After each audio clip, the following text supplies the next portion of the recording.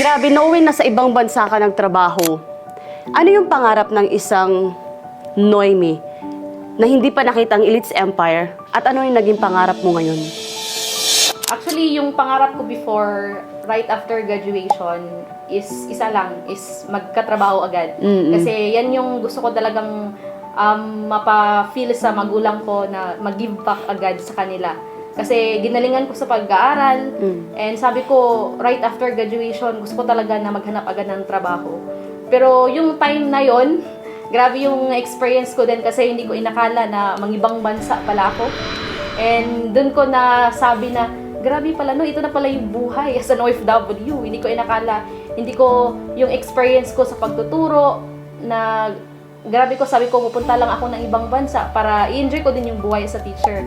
Pero hindi ko siya nagawa kasi as alam naman natin, lahat ng mga OFW, masisipag tayo, and lalo na pag teacher ka talaga, gawin talaga yung best para sa mga estudyante.